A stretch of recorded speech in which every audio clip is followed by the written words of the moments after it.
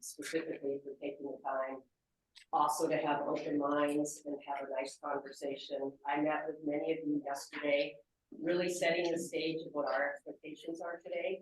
And that expectation is to help move the dial on listening to constituents and figuring out a safe form with this thing. So I'm gonna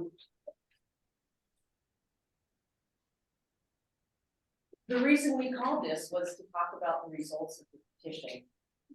This is the stack of petitions signed by hand, 3,400 and change. And many people in this room spent hours collecting these signatures, and every single signature on here represents like a half-hour conversation about the issues. And it represents people caring and taking the time to learn more, to sign, and to go out and get the signatures. So I've been guarding them under lock and key because many people who have signed these petitions are afraid for their jobs. Some work for Black Gold, some work for Kinross, some work for other small entities who might be harmed if you don't follow us through or if it doesn't, but they did not want their names to be distributed on a spreadsheet or whatever. During the last election, a number of candidates asked if they could have these names so that they could then, solicit information and stuff from them, and we said no. So I'm happy if you look through these just to verify that they're actually signatures, but we are not gonna give these names out because that's a promise we made to ourselves.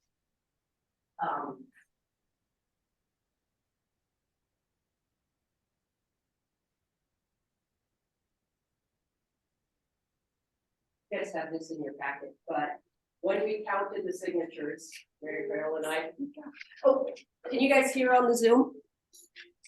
Yes. Okay.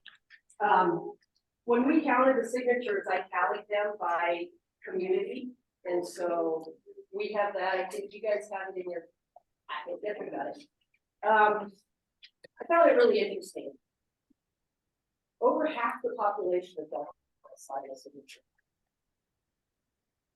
There's, according to the last census, there's right around 1,000 official residents in Delta, and we've had 565 signatures for Delta already. So if you want to take a look, I've got this right here too. We didn't print one for everybody. Obviously the majority is from the Fairbanks area, which we lumped together as Fairbanks, Clary Summit, and Fox. But the other ones, the other communities are separated out. And what we found, and remember those half-hour conversations we had with people?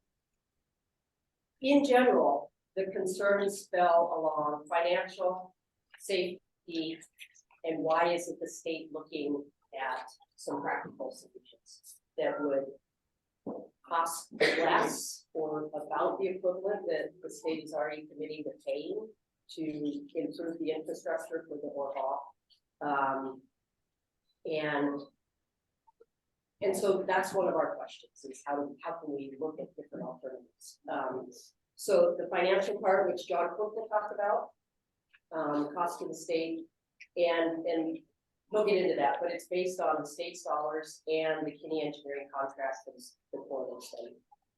The safety aspects, we've got school buses, we've got the fact that there are no models, and Barb might talk about this when she talks about the TAC.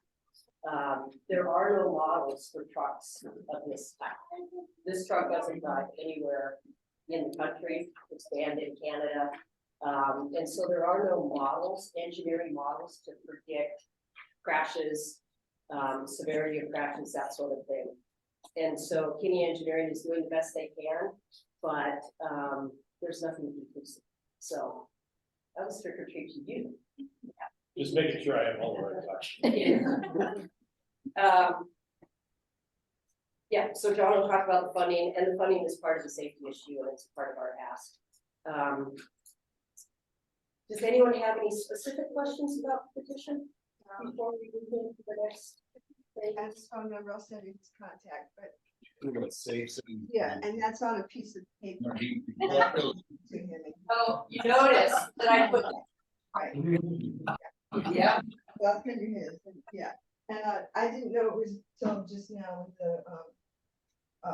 the email came in that, it was being split with the red lines, so that's why I let you know. Yeah, so it was split with some nonprofit, and they always pick a different one every year.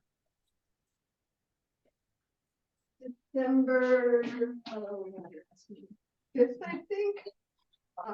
I have to. you gotta say your name. Thomas Shevsky. I'm sorry.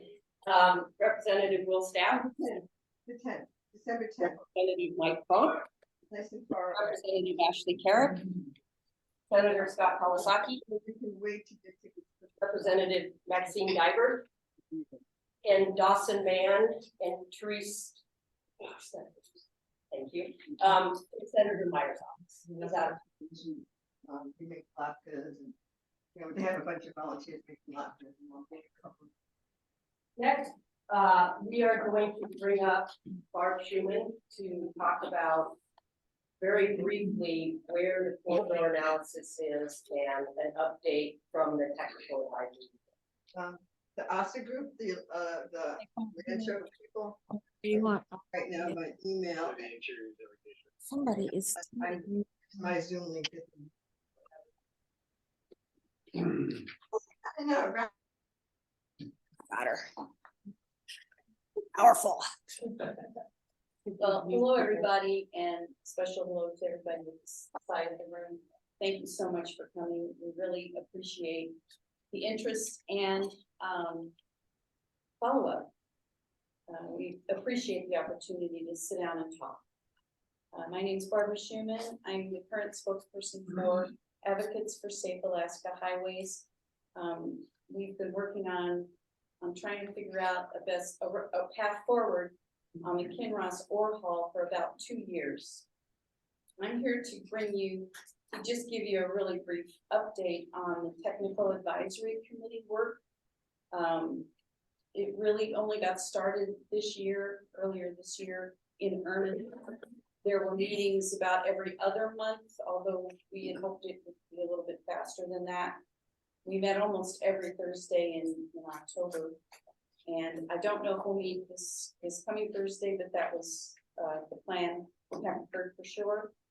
So far, Mr. Kinney has done a lot of work on trying to gather together, the basic information and analysis along with the cost estimates. So the purpose of the study is to look at the Tetland to Fort Knox corridor and try to figure out for industrial transportation a way forward. Does the road meet standards, and what kind of maintenance might be required, what kind of additional improvements might be required? And so we're just beginning to get to the point where the group would want to start talking about recommendations. We haven't really started that in earnest, I would say. As Jenny mentioned, there are some gaps in the study. You can only go with the information that you can find. And there is no information about this kind of truck because it was specially made. It's got 16 axles, and most large trucks are, half that size or smaller number of axles. And so Mr. Kinney said, I'm going to do the best I can with the information that I can find. But the model itself that we're using is a little bit, I guess, you have to realize that it's based on information that's available today and not on this particular truck. There are gaps in the study as well. As Jenny mentioned, one of the foremost in my mind is the school bus issue, all the stops on the highway. I know DOT has let a contract to do some brush cutting along the route, but it's not scheduled to be completed until the end of this year. It's not going to solve all the problems at all the school bus stops. And so, it's not a perfect answer, hopefully it helps somewhat. But in the meantime, we've been told that before the end of October, the ore haul will begin, and we have knowledge of a couple of trucks that went, from Tetland to at least the Fox Yard. It looked like they were carrying something, I don't know what, we don't know what they were carrying. So yesterday, also, it was over the weekend that we had information about that. So, you know, the ore haul is starting even before the TAC can get to its recommendation stage, before it can finalize recommendations, and certainly long before the DOT can actually have enough time and can implement those recommendations. At the most recent TAC meeting, 2 issues came before the group and it was voted on. And what the TAC asked was for DOT to advise who gave the green light for the ore haul before the tax work was complete. We haven't had an answer to that question. The second question they asked, they agreed to ask was, let's request the DOT to pause the ore haul until the corridor analysis is done and at least the priority safety and infrastructure recommendations are completed. So that is a request that the Technical Advisory Committee made to the DOT at the October 19th meeting. What's scheduled for the future is perhaps a meeting this week or soon to start the recommendation phase. There will, I believe, be community meetings, possibly in November. They haven't been scheduled yet, in Fairbanks, North Pole, Delta and Toke, and maybe in Salcha. We've asked that Salcha be included. And the final report is not likely to be completed until, I mean, I heard Mr. Kinney at the last meeting say January or February. So that's his thinking at the present time. So thank you again for being here, and Jenny, back to you. All right, thanks, Brian. So next we have Jackson Fox from Tax Planning to talk to you about the STIP, which is the document and the planning document that DOT uses for putting funding forward and projects forward. And Jackson is very well versed in it and going to talk to us. Thank you, Jenny. So again, my name is Jackson Fox. I'm the Director of Fast Planning, which is the local metropolitan planning organization. So just a couple of disclaimers for the whole room here. So I'm not a member of that. It's for Safe Plastic Highways.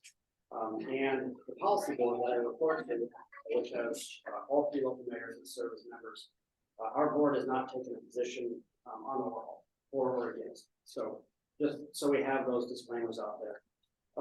The issue that we realized back in August with publication of the draft SIP that the DOT put out was that there was 2 new projects within our boundary, our planning area boundary, that were not included in our long short-range transportation plan. So for those projects to move forward, we need to amend those plans to include those 2 new projects. And those are the bridge replacements at Chinook Bridge Road and the one at flood control area. And the regulations are very clear that for projects to be funded in the SIP for our area, they first have to be in our long-range transportation plan, then added to our short-range transportation plan, and then we can move forward in SIP. So there's a couple options for DOT with these bridges. They can remove it from the funding plan. It's one option. Another option is to ask us to amend those plans to include those projects. And I received word yesterday from our board chair that we would like to move forward with those amendments. So we'll see those at our next technical committee and policy board meetings. And those will be released for public comment as well. That was a quick question for the guys. Yep. That was Chinook Bridge and which other?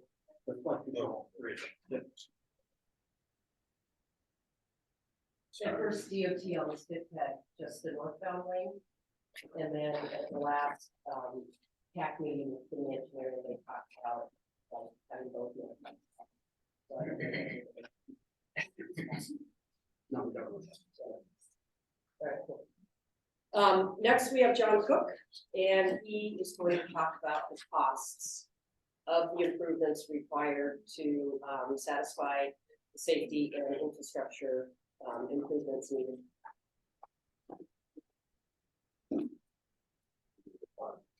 And it's a little windy.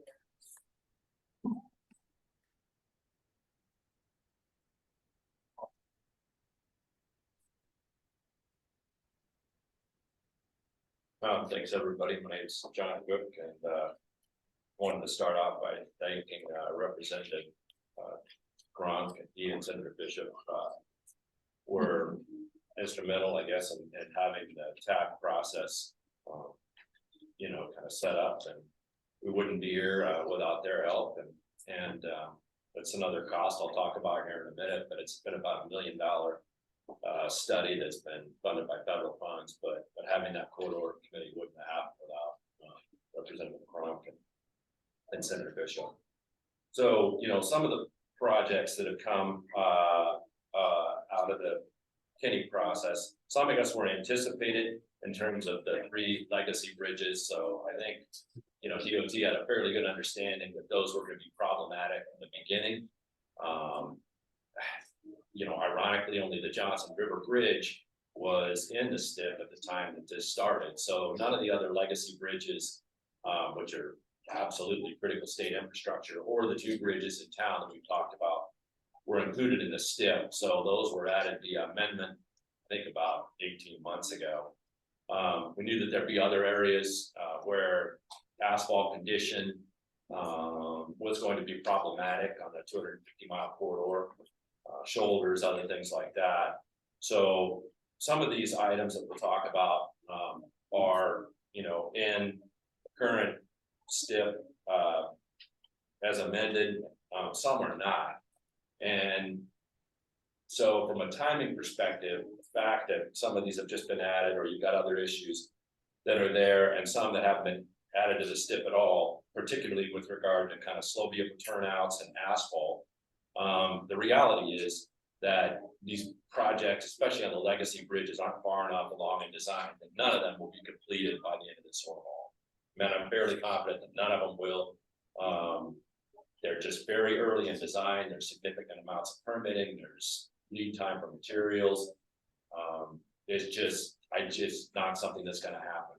DOT's pledged to monitor the current bridges that we have, but the reality is trucks have already started, you know, rolling. They're not carrying cargo yet, but they're certainly traversing these roadways. So in terms of the other costs that we're incurring, which are M&O costs for asphalt degradation and snow flying, those are getting incurred now as we speak. So I just like to go through the kind of broad buckets that have been identified, you know, that are either in the STIP or have been identified as Kinney as needing to be done. We'll kind of break them down into four individual areas. So the first is traffic safety, passing lanes for the Alcan. We did not include passing lanes for the Richardson. Those were just recently awarded or tentative awarded at about $32 million. So those aren't included in here. We've got Alcan passing lanes. These numbers come from the STIP, various construction years, $34 million. Climbing and slow vehicle turnouts. We've got areas where, you know, where there's any kind of geometry. It doesn't take much of an incline to slow these things down when they're fully loaded. So, you know, Kinney has proposed some climbing lanes or slow vehicle turnouts at various points they consider important. Yes, the cost on that is $50 million. School bus stop improvements. Those costs also determined by Kinney are indeterminate at this time. Brush cutting, which we already discussed, they've estimated that at $1.6 million. That's all general fund money from our last meeting we had with the tax. There's no federal dollars involved there. Next, we get into traffic, kind of traffic operations. We've got the Chino Hot Springs bypass. Kenny estimates the cost to take care of that issue there at $250,000 and another $100,000 for miscellaneous intersections, but maybe it's Pegger and Johansson or somewhere along the way. I can't recall. They've also talked about additional state employees required for weights and measures, EMS, other things like that, as well as equipment. They haven't estimated those costs. I'm gonna finish up on the asset side with the bridge numbers and the pavement numbers.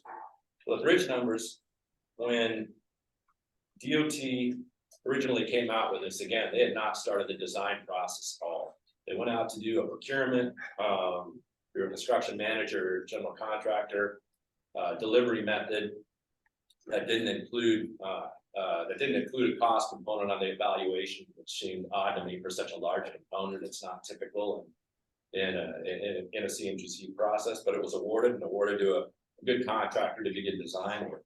So it was really just a pretty swaggy guess on DOT's part, but there's enough of us around and in our group that have got experience with heavy civil construction that the numbers sounded suspiciously light or large remote bridges and braided rivers where there's going to be abutment work, major pile work in the rivers.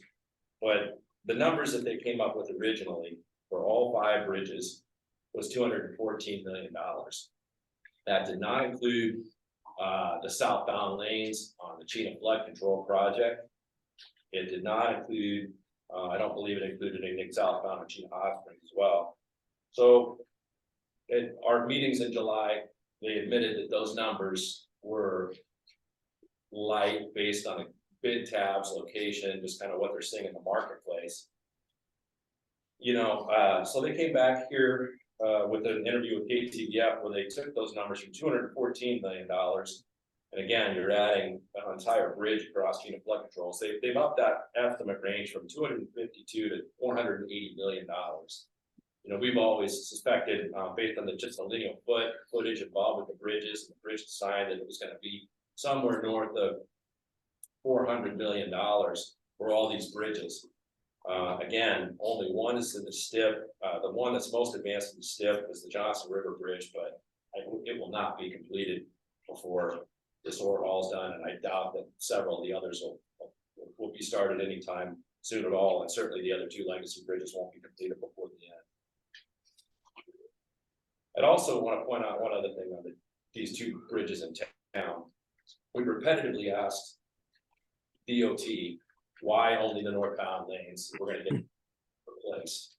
There's been heavy haul traffic. There's not a lot of heavy haul traffic that comes up the Richardson Highway. There's some heavy equipment. It's permitted loads, comes at night, goes and uses a bypass, comes back up. I've lived out in that part of the world a long time. I drive it twice a day, 5 days a week. I've never seen those bypass lanes ever used. I've been driving that road since that flood control project was built. I have never seen it used because most of these permitted heavy haul loads come late in the night. You have to shut the lanes of traffic down. They're piloted loads. Ask DOT how many permits have been pulled because they said it's a problem for other users. No response. A lot of just budging around trying to not give an answer. So then it changed to, well, there's seismic issues with the bridges. So we can't really get a clear answer on why the flood control bridges need to be changed. It certainly doesn't for existing heavy haul users. It hasn't been a problem for 50 years. I've never seen anybody, if anybody else has ever seen anybody on them. I'd like to know, but they're 100 million, probably at least $80 million between Chena Hot Springs and the Chena flood control bridge of federal funds that could be used for other projects around the district. So those 2 in particular, we've asked multiple times from DOT to give us a reasonable explanation of why they need to be replaced, why only the northbound. We cannot get a clear answer. I can tell you, we know there's other seismically deficient bridges around town, or ones that are substandard, like the bridge over the Stees Highway at Chena River, where you guys are spending $200 million between GARS and that intersection up at Stees and Johansson, but we can't drive any trucks to get there. So the straight line has got this big weak section in the middle. And it seems like there's several other bridges that might be higher priority concern than ones that they just redecked 3 years ago on a flood control project. So anyway, there's the bridge. There's a fairly big delta on the bridge estimate, even by DOT's own estimate. The last item that came up with Kinney Engineering is they went out and DOT documents pavement condition along the route, and they identified areas that are gonna need significant upgrades, so basically over either grind and repaves or major overlays. They've estimated the cost to do that at $473 million. So significant sections of those roads need to be replaced, and again, none of this money's in the STIP, so none of this is gonna happen. It's gonna be a DOT repair crews chasing around patching asphalt for 5 years, because none of these major sections are in the STIP. That gets us to the last section, which is M&O increases, and one of the things that Representative Cronk, Senator Bishop both asked for is what it would take not only to maintain asphalt, but what would it cost to do 24/7, 365 snow maintenance on the corridor, since only the section from Miles to Chino Hot Springs Road is a priority 1 level of service. So Kenny came up with a wintertime estimate of $3.5 million of additional snow plowing expense, $4.2 million of asphalt repair, and one-time cost for building and equipment of $3.2 million. So roughly $7.5 million of M&O expense and 3.2 of one-time expense. When we had DOT maintenance in the meeting a few weeks ago, and they do a great job, by the way, and Jason Sakalakis and the crew, they really work hard. They've got a number of positions you all know that haven't been filled for many, many years. It's an ongoing issue. So, you know, one item to think about, and that we talked to them about, is how, assuming we do find money to do this somewhere, and this is all what you all have to think about, is assuming you find the money, where are you going to find the bodies to do the work? Because you can't find them right now. I mean, that's the reality. I think there's 70 to 90 unbudgeted positions in the northern region on the M&O side, and that's remained fairly static for, you know, the last several years. So then they talk about having contractors do it. Well, contractors aren't going to do that work for the same price that DOT can do it for internally. The other thing is that contractors don't have big plow trucks, the other types of equipment that DOT uses to maintain the roadway. The graders are different, the trucks they don't have. So even if you could find the contractors, they're all pretty busy around town and up on the North Slope. Where are you going to find the people to do this work? Because they don't exist today. So these are ongoing costs that you all, well, they're being incurred right now, whether you know it or not. Like I said, these trucks are rolling, so there's no appropriation for any of these additional M&O functions for this winter, but the activity's happening today. So from a cost perspective, almost $1 billion in capital costs are what's recommended, and that's a staggering number. You all know how much comes through federal highway funds every year, and $1 billion for the northern region is a big fight. So pretty, it's just pretty overwhelming to look at the scale of what we're talking about there in terms of capital dollars and the timeline that it would take. So that's it on the cost end. Thank you.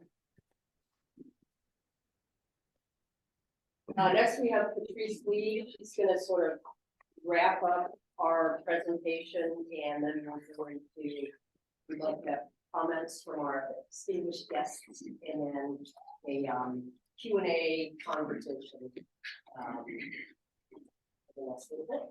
it away, please. Welcome, everyone. We're glad you're here, everyone. I was gonna start it out with dearly beloved, but but we're here to, I decided to go with the Beatles theme, We Can Work It Out. One of my favorite songs. So here's some of what ASAH expects. We need absolute assurance that our interior delegation researched, studied, and really thought through the concerns related to We Can Also Fall. This is the broadest coalition of citizens and voters that we've ever seen, and certainly I have in my 45 years here. It said that if we lined up left to right, we could come butt to butt if we made a circle. So That's impressive. We hope and we expect and need you to make, as legislators, to make a research principle ethical stand on your position with regards to the Kinloss Orhall and support it publicly now. We need to know where you stand and why. Please ask questions. Get responses from your constituents, from us. A Google search is seldom sufficient. There's lots of propaganda flying around and it concerns us greatly. Please respond to communications from ASAH by acknowledging it in a timely manner. And of course, we know you need time to research and you've got other things, lots of things to do, but this is super high priority. And please respond to our communications as soon as you can. You are our elected leaders. We count on you. We depend on you to represent our interests and our very serious concerns. This is about our way of life and our risk as we go about our everyday business. There's no part of our community that this doesn't ultimately affect. Please protect the traveling public, our family, friends, neighbors, tourists, school children, and all from 82-ton trucks on our highways coming through town every 12 minutes or so. Specifically, stop the Orhall until the corridor analysis is complete and the priority projects have been completed. In law, find a way to separate industrial Orhall routes from our public commercial tourist emergency routes. Industrial routes need to be separate from routes used by the public and commercial businesses. School children waiting for buses and mailboxes with people eagerly awaiting their prescriptions and other packages. Driveways, schools, parks, and the like don't belong on industrial or Orhall routes. Viable alternatives have been suggested, and we beseech you to work through them. They're not easy, but they can be done. And lastly, please, as you work through the annual budget, protect us from privatizing profits while leaving the public on the hook for enormous expenses in the hundreds of millions of dollars. We're counting on you, and we're wishing us all the best. Thank you.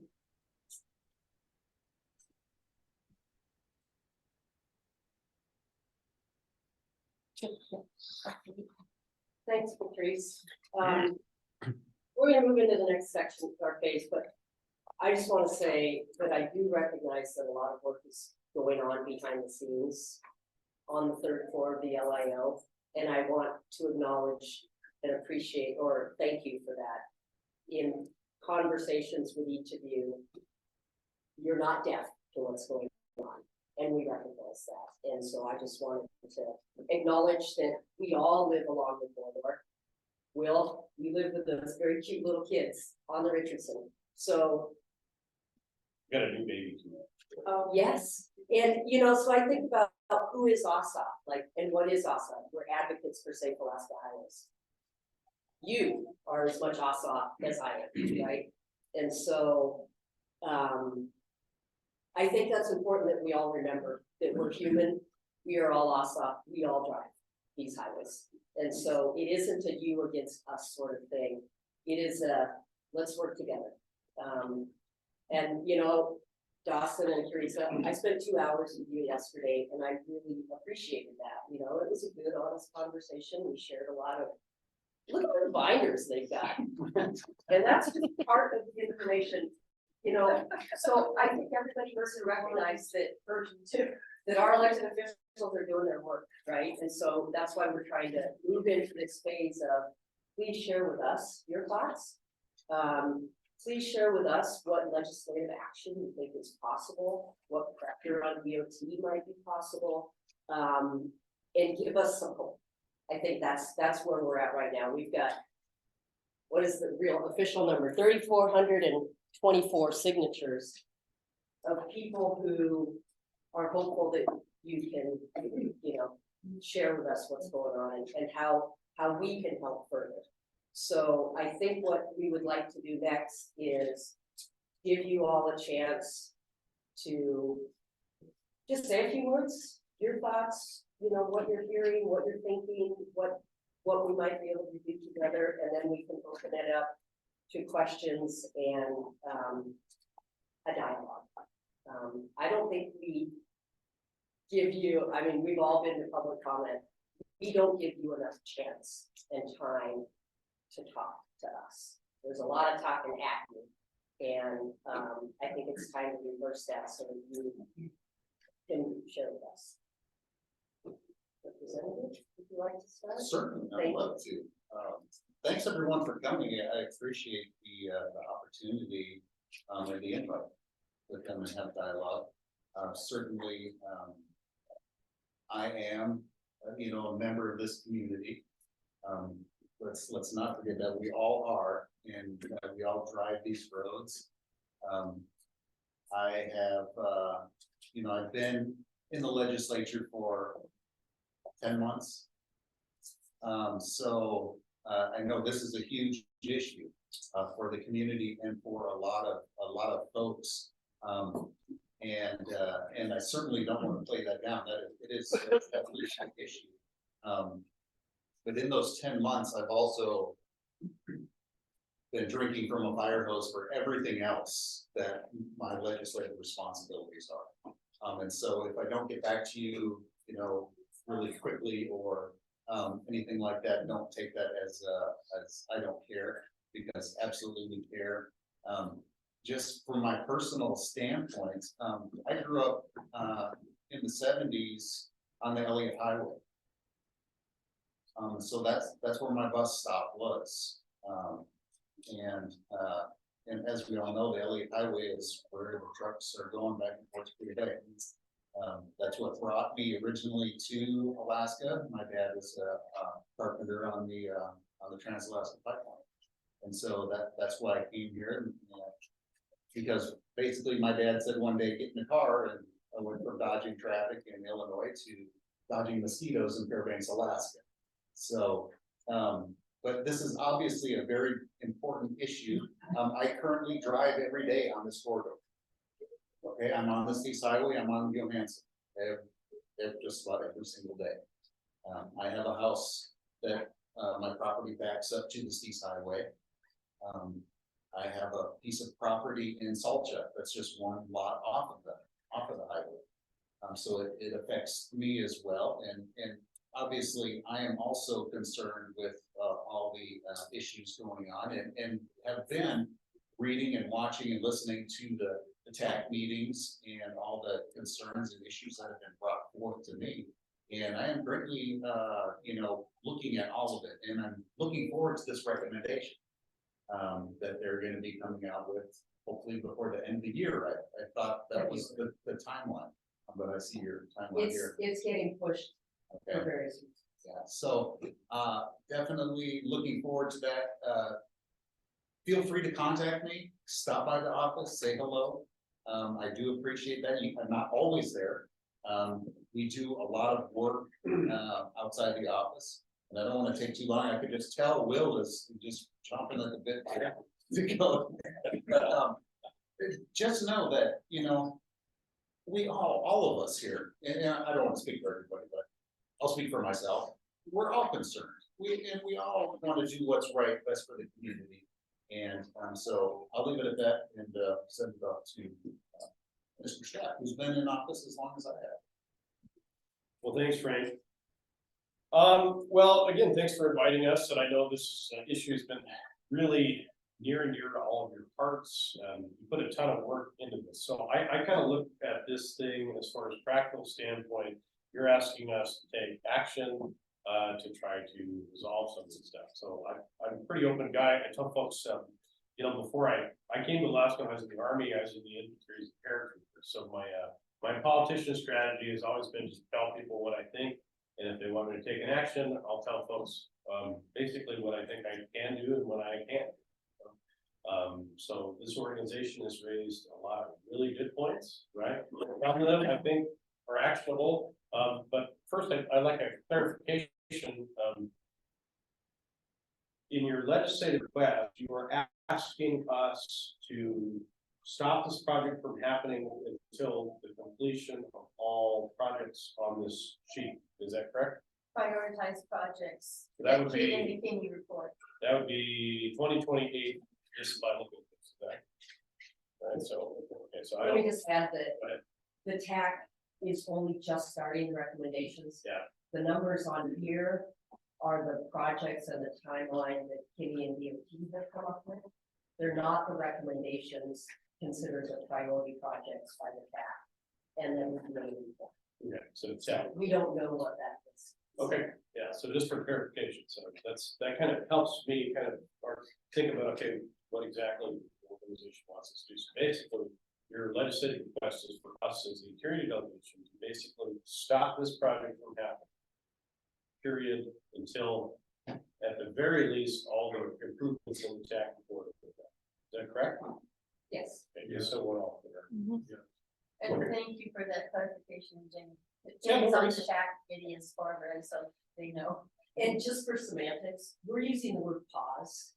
Okay. Because stop implies stop, never start. And so we're trying to use the word pause to say, let's just take a step back. Let's listen to the consultant that DOT has hired and hear what they have to say and implement the projects that, you know, are the biggest bang for the buck in a sense.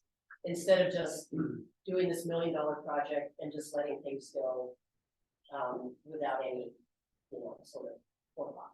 Yeah, so I'm gonna do another thing politicians probably don't do. I'm gonna admit my legislative ignorance, right? So,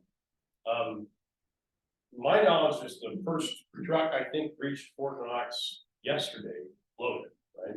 I think that's correct. I won't speak to it. I'm pretty sure that's correct. Saturday, okay, so a couple of days ago. So I'm not sure from a legislative standpoint what I can do to stop a project that is already happening. Minus, well, actually, I don't know exactly. So maybe our senior senator who's been around a while could like actually comment on what we could do to stop a project that's already happening. So, not to seem callous, I just don't, I honestly don't know the answer. If that makes sense. That seems fair. Yeah. No, we appreciate it. Yeah. We're not sure. Thanks. Yeah. Yeah. Where's Harry Wilkin? He was, should be the most senior senator. That He's has probably that online. information. He couldn't make it in person. Okay. I was hoping he was gonna be here to answer some. Representative Cross. Thanks for the invite, and, just in case some people don't know, I moved to Northridge in 1978, so I've been driving this road. I went to college at UAF for 5 years, been driving the road the whole time. A lot of these things, like we just have, 3 new passing lanes put on the out. A lot of these things are things that should have been done a long time ago when other people were in office, yet we failed to do that.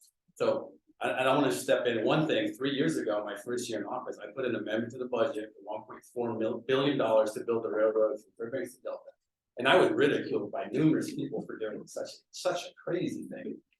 Probably not so crazy right now, right? And this is something that should have been done 40 years ago, or 30 years ago, or 20 years ago. Okay, I can't look back at this.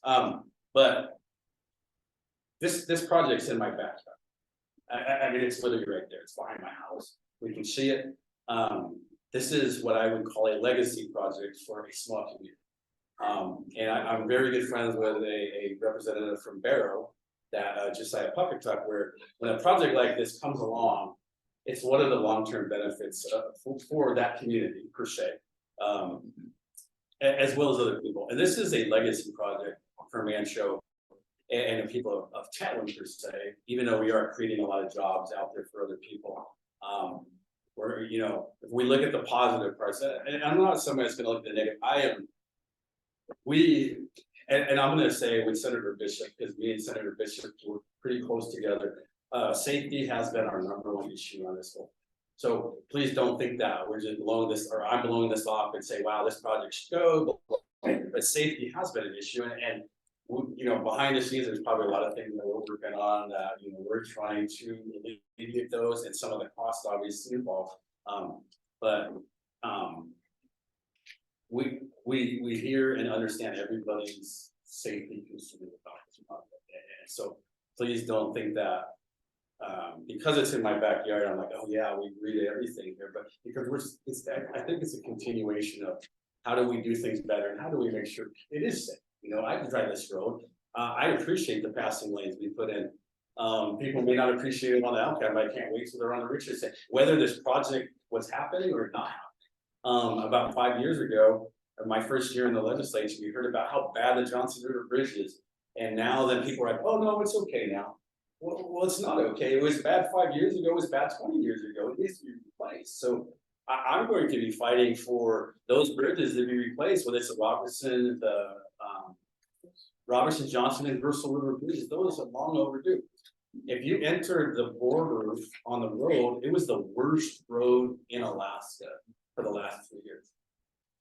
And it's because we failed to upkeep and do this. So whether or not this pans out, you know, I know we started the trucks on the road, but everything I see here is going to be a positive for our road. We were just talking, driving through here that, yeah, maybe we need some bigger lanes coming down, you know, some of those hills and some, you know, other things. But it's going to benefit us in the long run, whether this happens or it doesn't happen. So, and I know the price tag's big. Some of these bridge projects, this is going to be federal bridge money, at least from what we were, you know, heard that it's directly federal bridge money, can't be spent on anything else. So I'm looking forward to those 3 bridges. I understand the chain of flood control. John, I understand your issues with that, you know, and the Steve's one. Okay, and if you're not getting answered, I think you deserve answers. You know, You might be able to get them. We can't get them. Everybody deserves answers. I serve you, you know, so, and DOT serves the people also. So those answers should be given to you. Okay, I mean, because I want the utmost transparency on this. If this happens, or if obviously we do have trucks on the road. I'm not, you know, we all know that. I've driven 2 times in the last 2 weeks and have passed, I believe, 4 trucks in continuance going one direction. But one of the other things I guess I could say is I just left last week from Fairbanks to Indiana, and I specifically counted, you know, 1 hour. I timed a 1 hour time. I passed 21 semis on time. This is in the middle of the day. Okay, can we do this? I think we can do it safely, but your issues are valid and we need to make sure they're addressed. So I think I'll leave it there.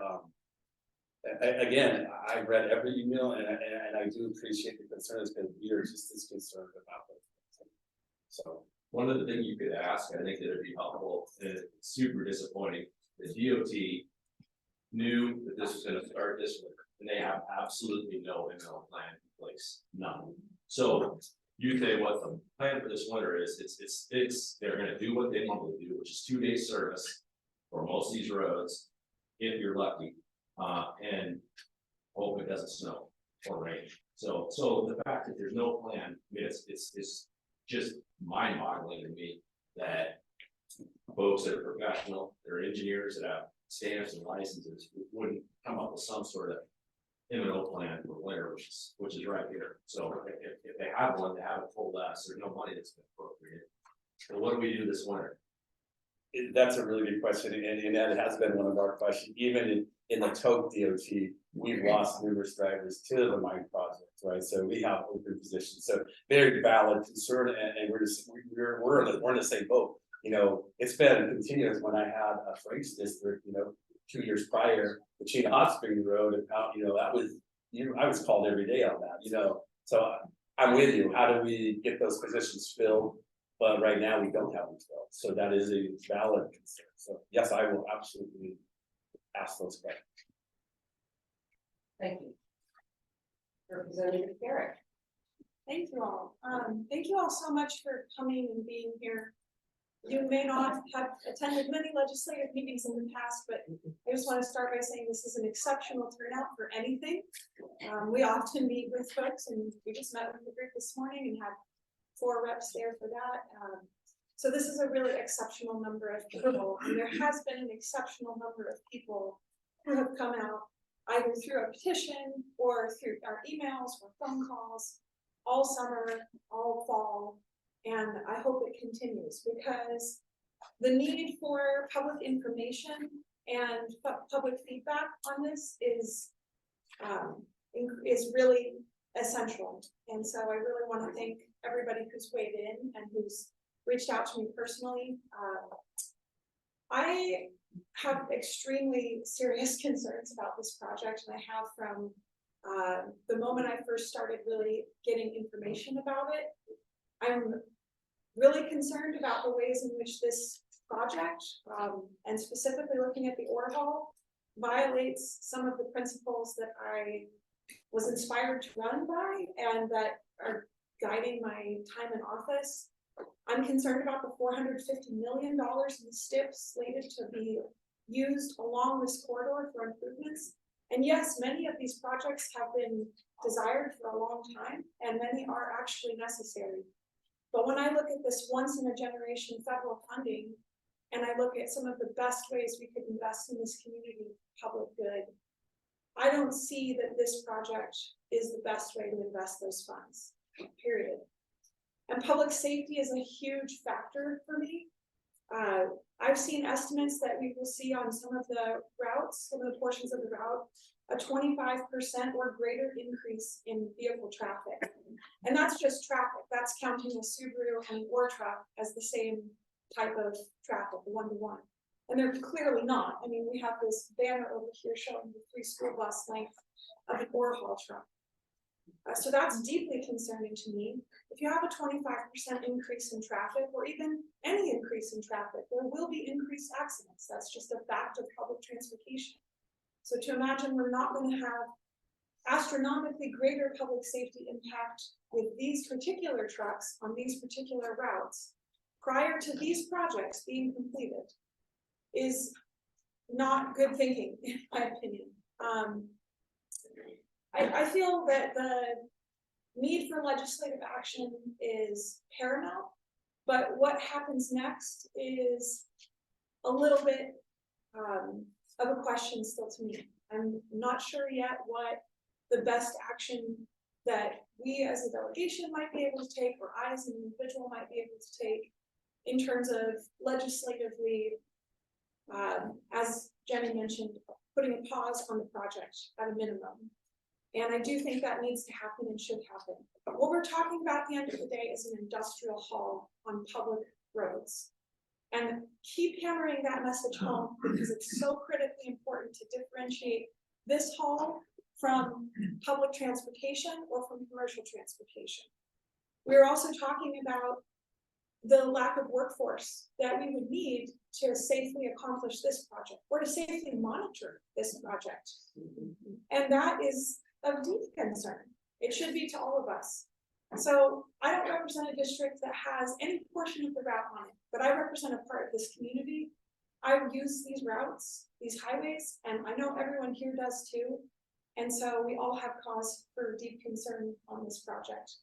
I'm going to continue to look at ways that we can gain some legislative will and momentum and figure out what options we have for legislative work. And the other thing I want to say too is being anti-ore haul does not have to mean we are anti-mining. So push back on anybody who says that to you, because my grandparents are in Alaska because of the Usabella coal mine. My grandmother grew up in Healy. It's the reason I'm in Fairbanks today.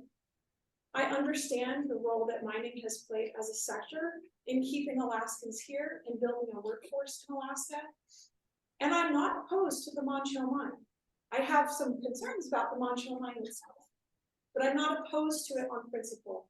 What I am opposed to is this public use for a private benefit at the expense of the state and at the expense of the public. And everybody here should be able to differentiate between those two things. And I think making sure that our legislators, both here in the interior and around the state, understand that is critically important.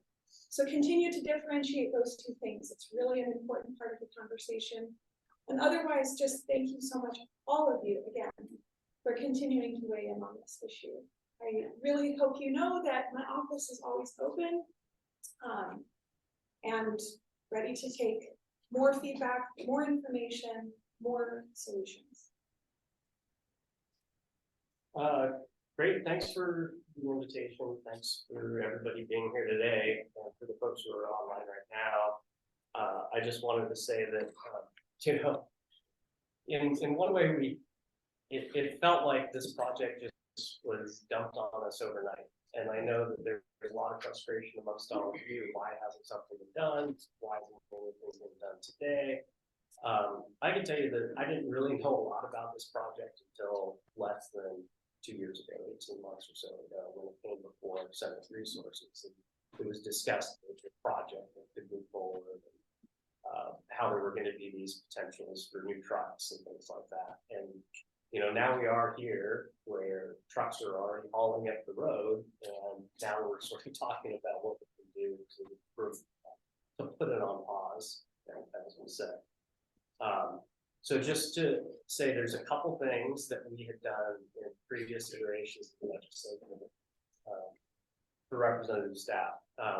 The finance committee, when just before they created the circle, the traffic circle at Hot Springs Road, the House Finance Committee, myself, Representative David Guttenberg, Representative Tammy Wilson, agreed as a group that we did not want to see that traffic circle. It delayed it for over 2 years, and we were able to stop it at the Finance Committee table. So the House Finance Committee potentially, if they got the support of the rest of the body, could potentially do that. So that's one thing that could happen. And that means unplugging one of those pieces between the road happening, or between the transportation, or between the quarter. I don't know how likely this to happen, but that's one thing. The other thing, you know, I've been talking about the private access on a public road for a long time. And I introduced a bill back in 2012 because this isn't the first time it's happened. You think about the Hall Road. The Hall Road is pretty much exclusively used, along with the Dead Horse Airport, by just literally one industry. Very few other people will ever have a chance to go up to the Hall Road. And so why are we as a northern region having to pay our maintenance and operations in that particular road? So I put up a bill that basically would have created a toll for the road north of the Yukon Bridge. It didn't even get a hearing, but at least the ideas were out there that, you know, maybe they should be paying their own way. I hope folks now will look at this particular mine or particular haul issue and recognize that there are costs in doing business for both public and for private businesses. And we should perhaps think about that when we're budgeting in the future. Yeah, the question about you're not getting answers. Barb Schumann also said that she hasn't gotten answers to some of her questions.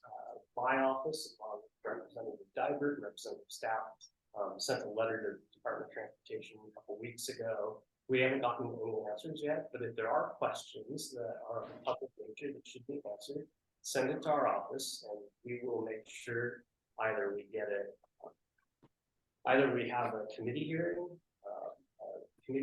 of the transportation committees, the resources committee, or of just the interior delegation.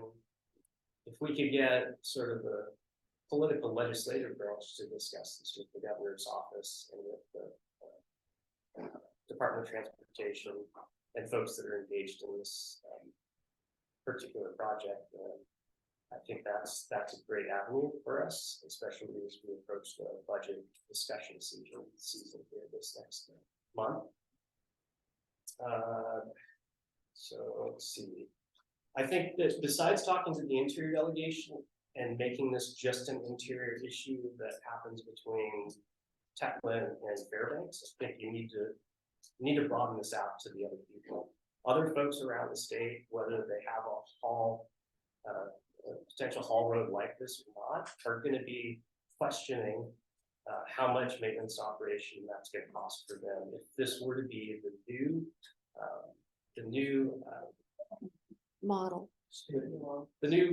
thank you. very good. Forgot my thesaurus. The new standard or basically the new precedent for transportation, because it's efficient, it is efficient to move something from one point to the other with the largest truck you can find. And again, it's been pointed out, it's not great for the roads. So if this is gonna be a new standard, we need to know as a legislature that how much that's gonna cost to make this an operation. That's part of what our letter asked and detailed to the Department of Transportation. Because I think that's something we really would like to know, and as legislators we want.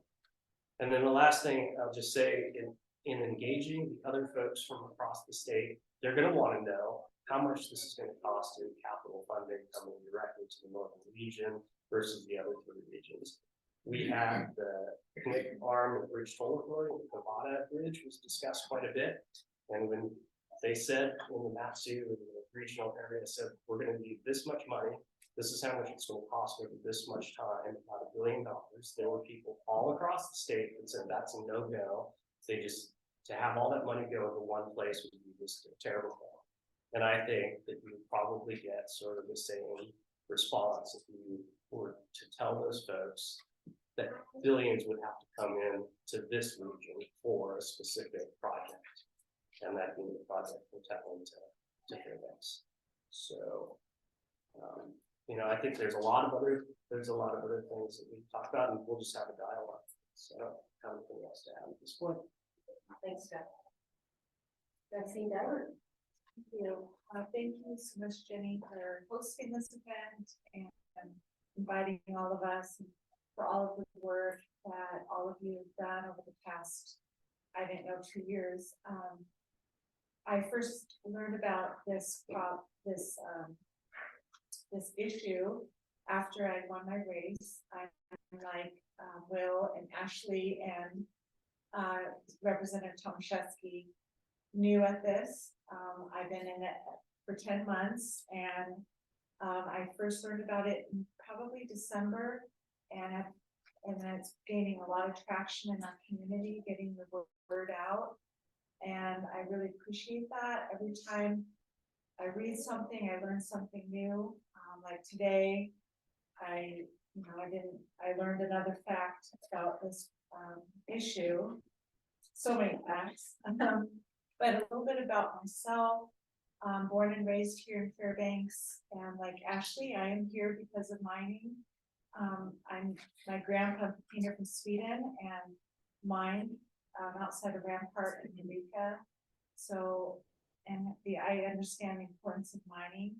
I live on Pegger Road, which is right on the corridor, about a block off, and I have serious safety concerns on these trucks driving down a major corridor in downtown Fairbanks, which is the district I represent. My son, I have a young son, 18, a new driver, and he pulls off on Pegger Road and on Pegger and Airport.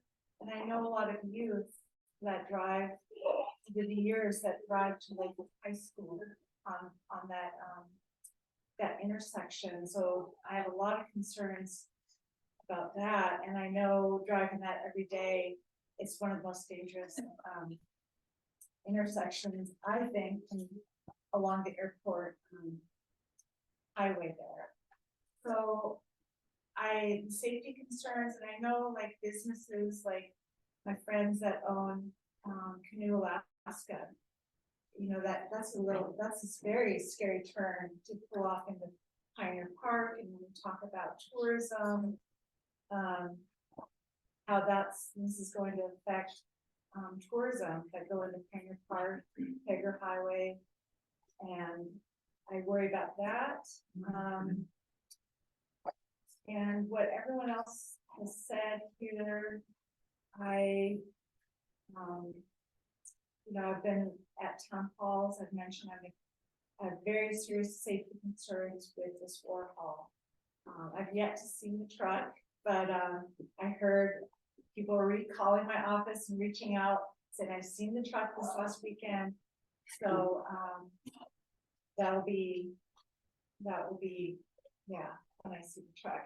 And also, I also wanted to say I had some conversations with some constituents this past weekend. When we think of our town, Fairbanks, and how we envision Fairbanks 10 years from now. Some constituents said, oh, I would love to have, now we have mountain bikes, we have a bike year round. It would be great to have Fairbanks to be very bike friendly.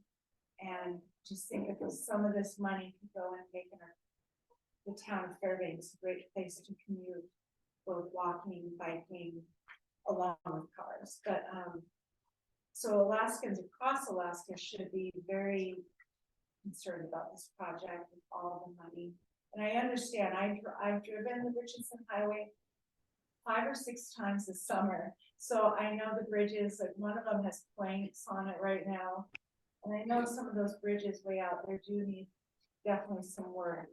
Because there's no leeway. I think it's the Robertson Bridge, like one little turn, it's like crazy.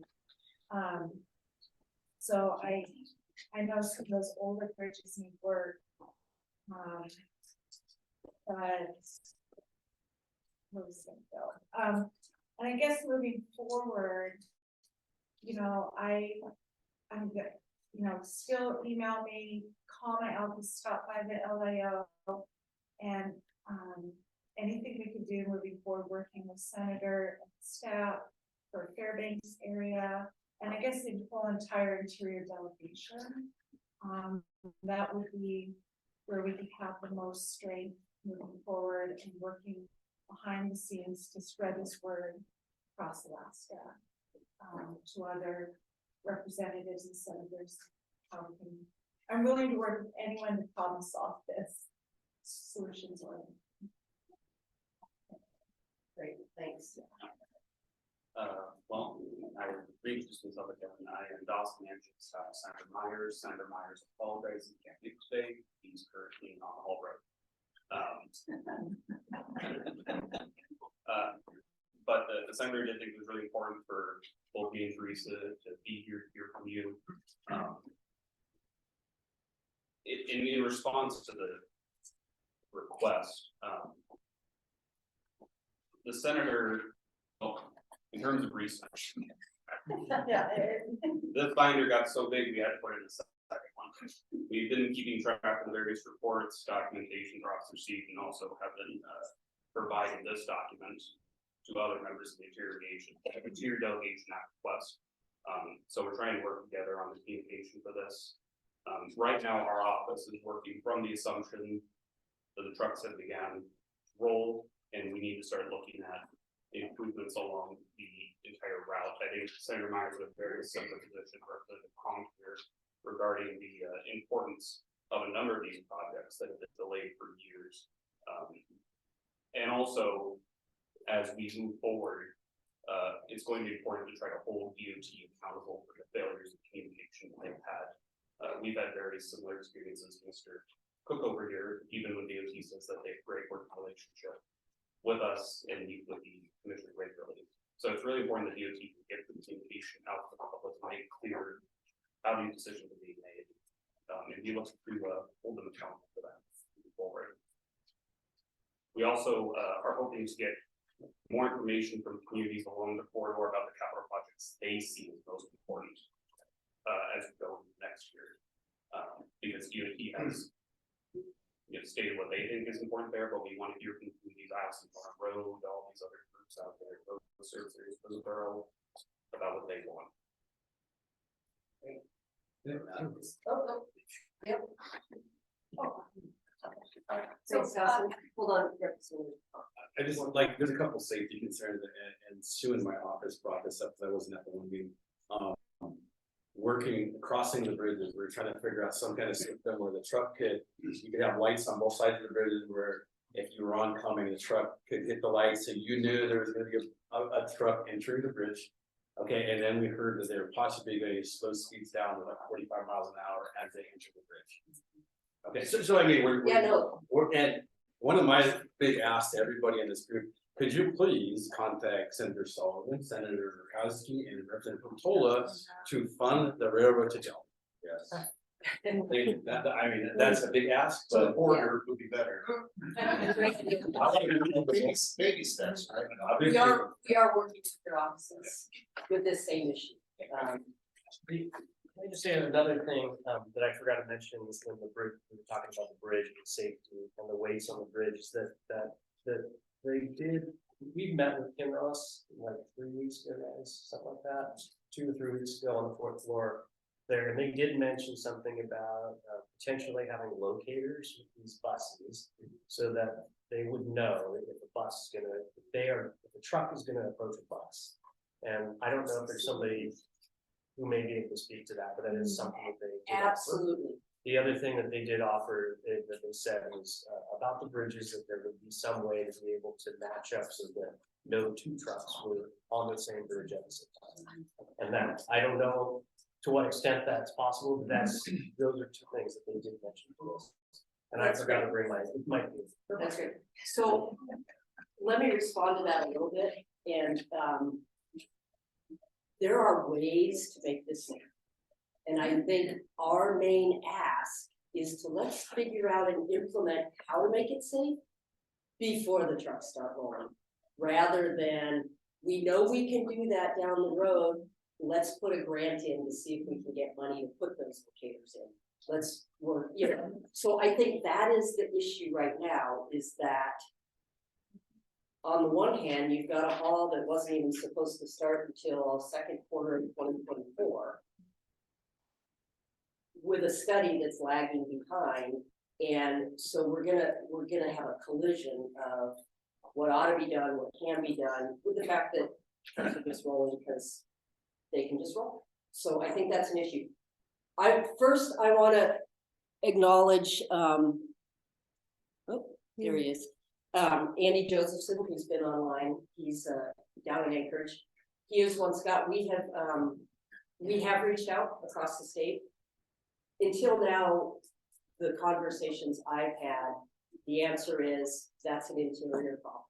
We don't want to get in the middle. So if you could actually help us figure out how to talk statewide to senators and representatives, that would be great. Because it has been a frustration. We're trying to, behind you is the map of the 300-mile radius.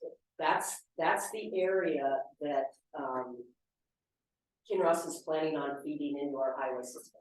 So that's why we thought it was a good idea to start talking across the state to say, everybody needs to understand what's coming. It's no secret, but we are having trouble engaging with people other than you all here. So to answer your question specifically about school buses, we have Sue Wilkin, who's meeting with the superintendent and with Durham. And she just met with them last week. If you want to give a quick update about that. And then I think we really need to open it to more questions and comments from the audience. You want to come on? So we can hear you. Want to just stand up? Yeah. Over on you. Go over there so I can get you on the Zoom. Well, let's see, my big concern has always been the school board. We realize we are going into our 4th year of these conversations. 4th year, which makes it very, where the school bus issue is right now is that the school district has a vendor, Durham. And Durham signed the contract for their 10-year plan, 10-year contract, a month before this was even announced in 2020. So just this year, Durham had no idea who Ken Ross was. They asked, well, we'd be glad to meet with him. Is his name Jim Ross or Tim Ross? So they had no idea. They are now meeting with Black Gold and trying to figure out the safety issue. The district is working hard just to get kids to school. And so Durham is meeting with Black Gold. Ryan Hinton, who's the transportation person for the district, was asked to be in a Zoom meeting, with HAAS, HAAS, and they're the ones with the transponders. This particular transponder, just received, a safety award with the, feds, with federal transportation last August. But was in development, and it hasn't ever been tested here. It's probably been tested somewhere in the States where they have daylight and dark at normal times, and no ice and snow. But it hasn't been tested here at all. They're still talking about it. Durham is meeting with a representative from Black Oak, who is the safety person. And he used to be a bus driver with Durham year before. That's how he done CDL, and then went with Black Oak. The transponders are $5,000 a bus, and Durham owns the buses. The school district has their own app for parents that was just put in, that tells parents where the buses are, so they know if the bus is late or not. Okay, so they know that. They're a little concerned about now having something else put in the bus that needs to be made attention. The transponder in the truck will get a signal if there's a bus ahead of them that is stopped. So the transponder is only going to be in a bus, a school bus.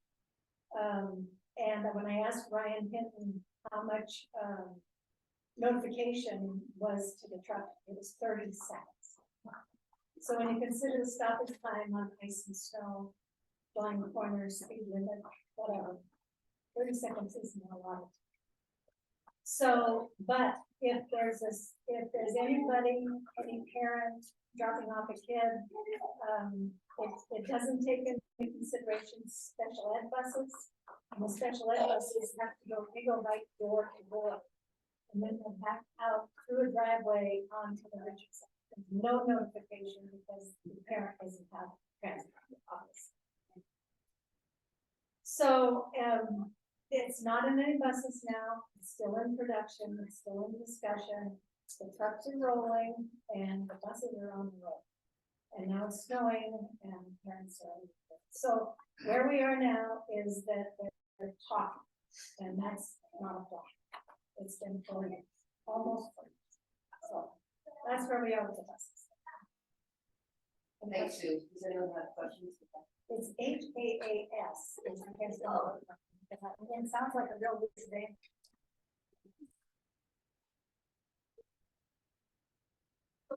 Before we're gonna get to audience questions this minute, I wanted to make sure that I recognize and introduce President Tracy Smith of the Dot Lake Tribe.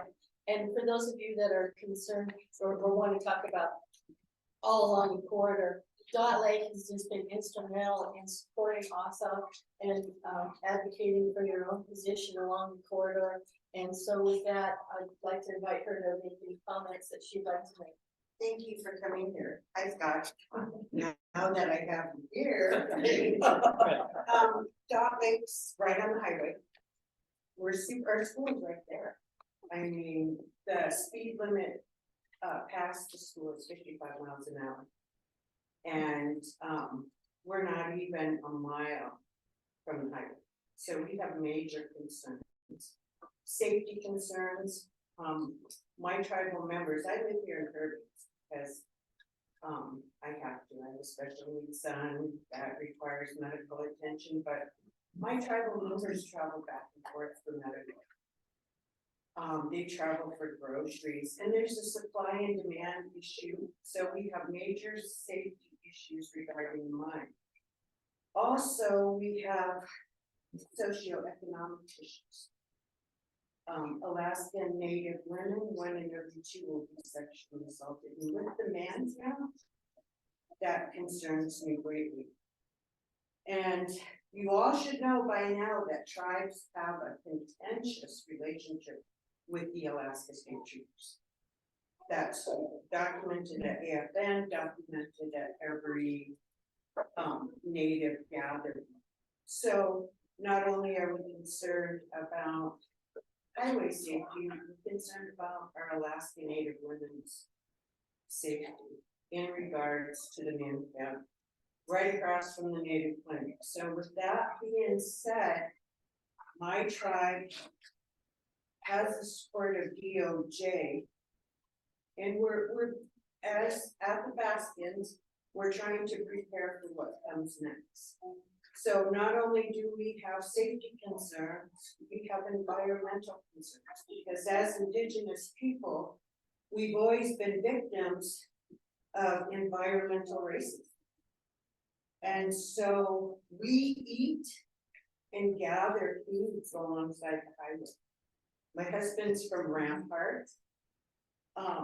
He tried hunting by the Fort Mount Smart. So we have concerns about, I mean, the guys that work at the mine tell him, you know, the moose come up and they drink that acidic runoff and they go nuts. So my main concerns are our safety. We would like an environmental impact study, not just on the wetlands. And we would like to partner with agencies to prepare, because all the studies show us that violence will increase by 70%. I just got back from the Coalition of Large Tribes in Billings, Montana last week. They tell me the same thing. They say, you don't have the resources for what's coming next. So thank you.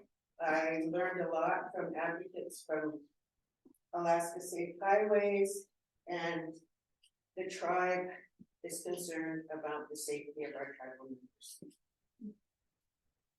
Thanks, Tracy. So, anyone in the audience have any questions or comments? You had your hand up earlier, so how about you start? And maybe you could just stand up and project. I don't think you need to come up here.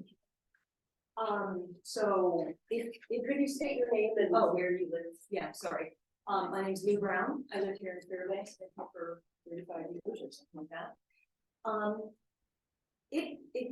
I find myself getting really angry that Kinross is going to start the trucks before the roads are ready. And I'm just wondering, don't they have to have a permit or something? They're using our roads as an industrial hall. It seems to me like DOT must have some authority to give them the okay to start using these unheard of trucks on our public roads before any of the what I assume were prerequisite studies and so forth had been complete. So that's my question. I'd like to know, doesn't DOT have some authority to either say yes or no to the haul? And I'll say that is a question that we posed to them through the CAC 2 weeks ago. Yet we have an answer. So I think we all share a lot of frustrations with the lack of communication there. The way I read the regs, they do have the ability to do that. But I think this is a dilemma that you all have. You don't regulate it, you know, and so how do we actually have that conversation where we all get answers? So thank you. Yes, sir. Can you state your name and where you're from? Yeah, I'm Bill Larry. I have a boyfriend shop right across the street. I think 59. I'm involved with mining and all that kind of stuff. But it's different for you all to allow this to happen. These people have been sued so many times, over 3,500 lawsuits out of the state of Washington. It's just ridiculous. And you need to start digging into what's going on. And they're going to be running up and down your road out here We're all gonna be facing this. You can't even pass a car now when the snow's coming down. Wake up.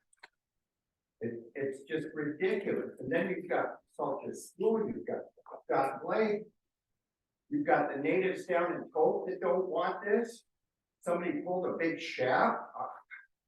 Doesn't anybody get it? This is ridiculous.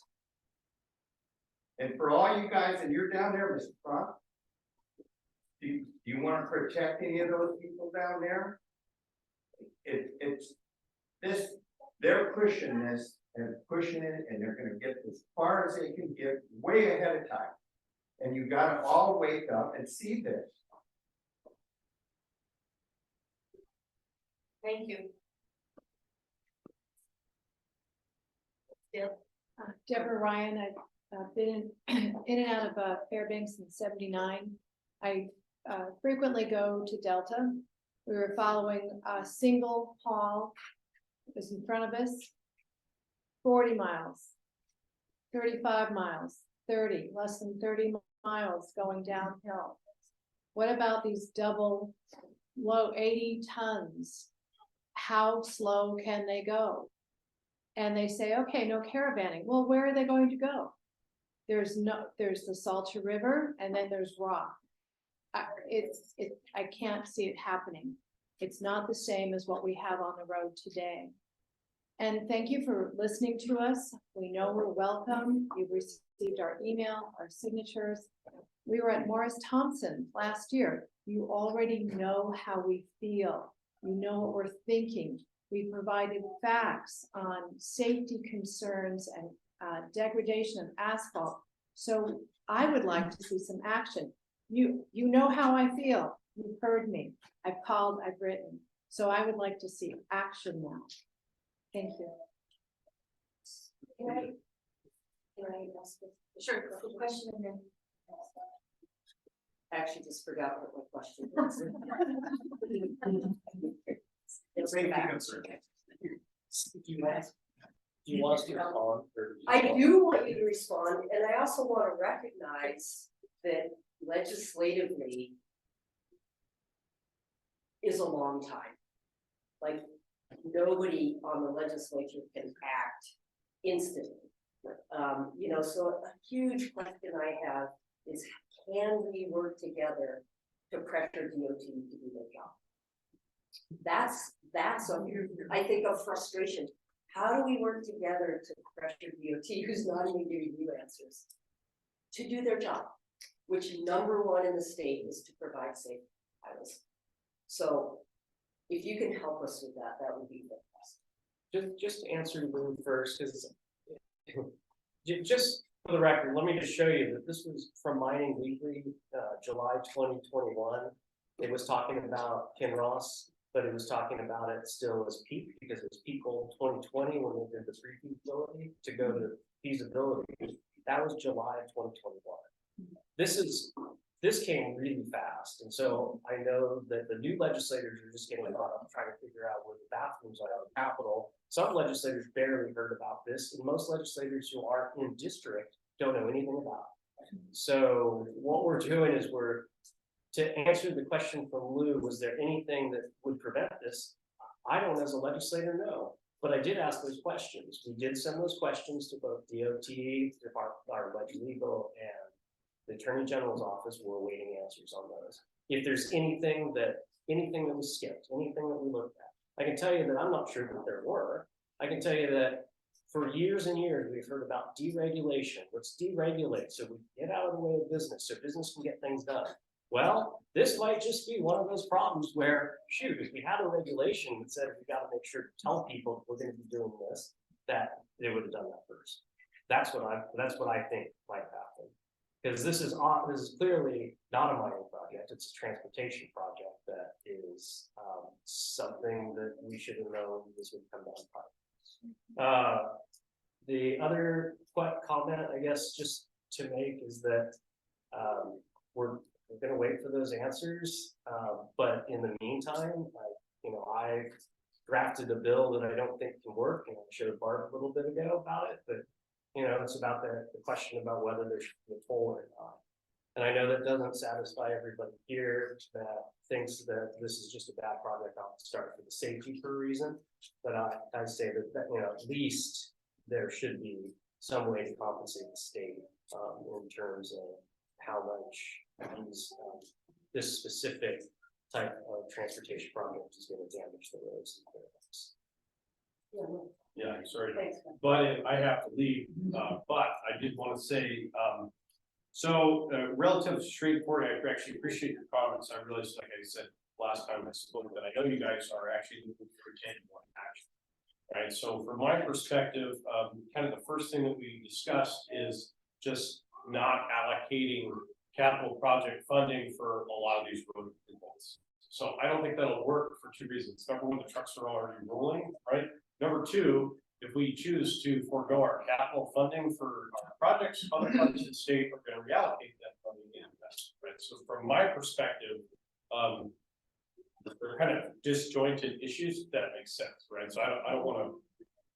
So the fear I have is when people talk about getting other legislators involved in the state, the truth is they're after our money, right? So that's money appropriated to northern region that could easily be appropriated to other parts of the region. So that's a fear that I would have about foregoing funding for a lot of these projects that are on the STIP.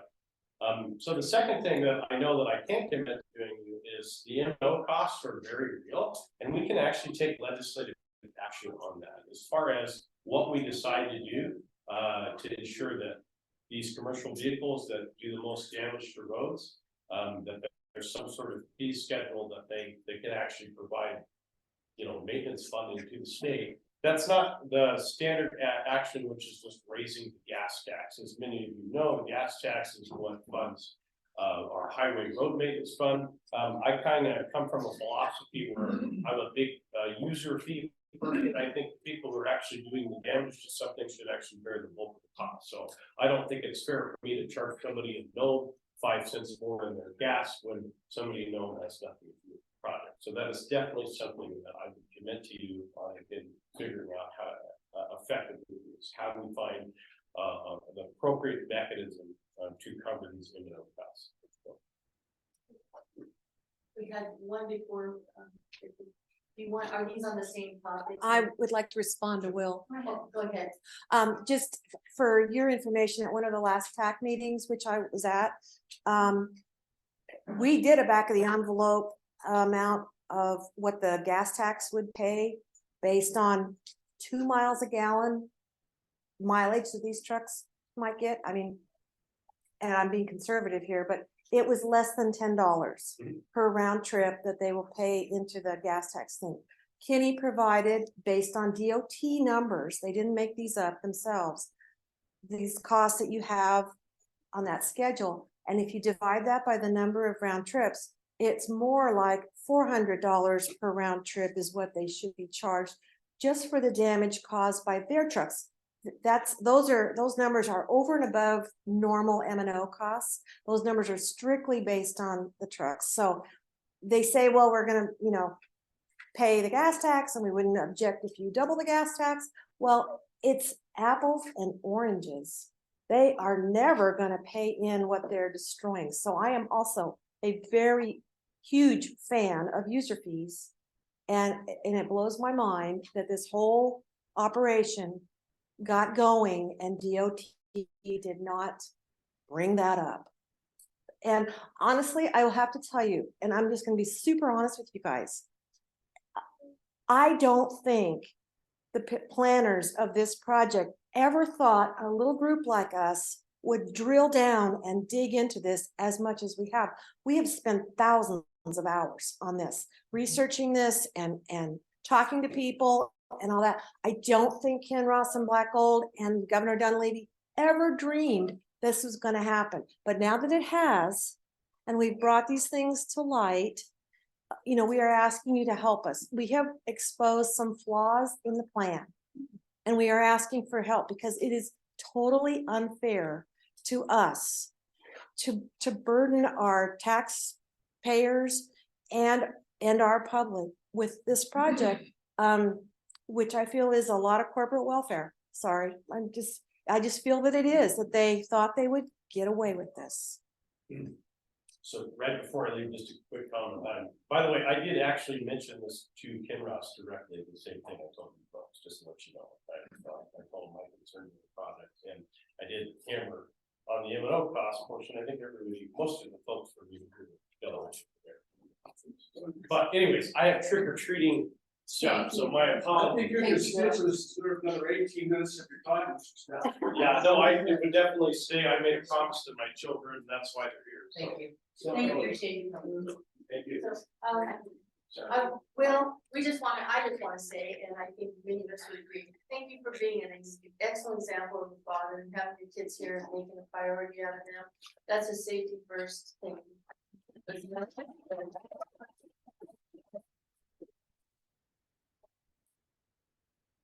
Right here.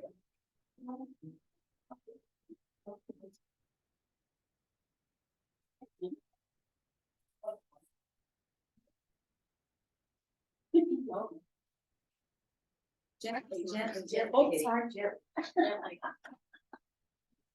There.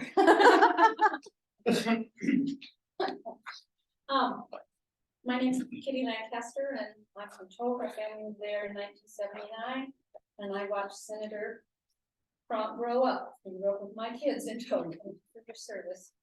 And thank all of you. I'm not against mining. I am against the ore haul, and I concur with everything everybody has said here because it's the same thoughts as I have. Something that hasn't been mentioned, and I will go ahead and read what I wrote because it has some questions in here. You don't have to answer them right now, but if you could write notes on my questions, I would appreciate it. There are many publications to promote Alaska Highway, our gateway to Alaska, as a travel destination, offering accommodations, camping, shopping, and activities. The ore haul begins east of Tote Junction. Tourists driving the Alaska Highway cannot avoid driving the Ken Ross Industrial Haul Road and will meet those intimidating 95-foot long heavy industrial trucks passing every 7 to 12 minutes. Kenny Engineering reported there would be approximately 10 more vehicle accidents per year along the corridor with these large trucks on the road, but their research modules don't fully account for the size and weight of these E-train trucks. My question is the DOTPF mandated to post large warning signs on the corridor to advise tourists and motorists that they are entering a 240-mile industrial haul road, and to advise them to travel with caution and to expect oversized trucks traveling in both directions? Also, is the state going to issue industrial ore haul warnings to the many publications like this that advertise travel to the Alaska Highway? This is something tourists should know before planning their trip to Alaska. These are issues I have not seen addressed yet. Several tourism agencies and legislators have recently conducted meetings and conferences regarding Alaska's tourism. The Alaska Highway from the Canadian border to Fairbanks has been a coveted destination for travelers since the highway was built. Along the highway, hundreds of residents have settled and built stores, gas stations, motels, campgrounds, and recreational sites. Our residents depend on tourism for their income and their livelihood.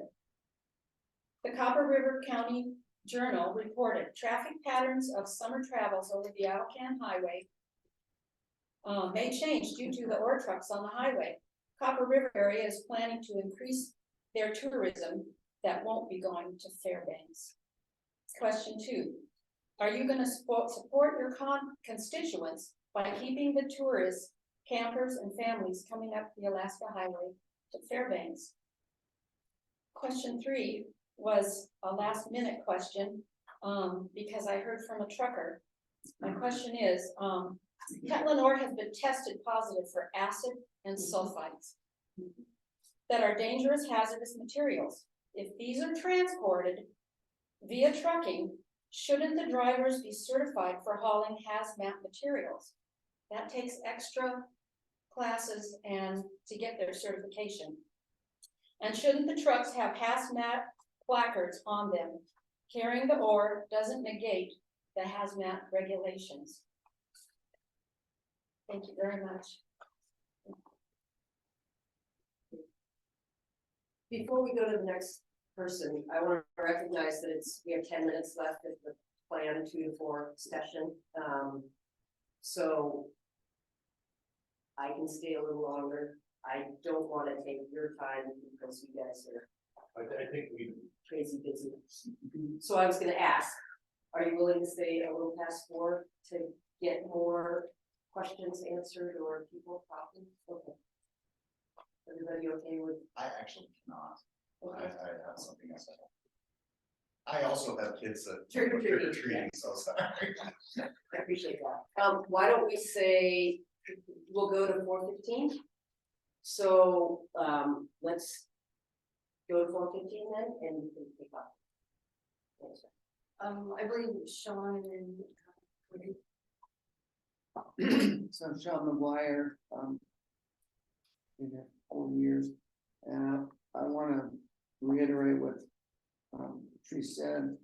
This coalition is the broadest, not one of the broadest, the broadest coalition I have ever seen. I've been involved with issues across the board for 40 years. I have never seen anything close to this.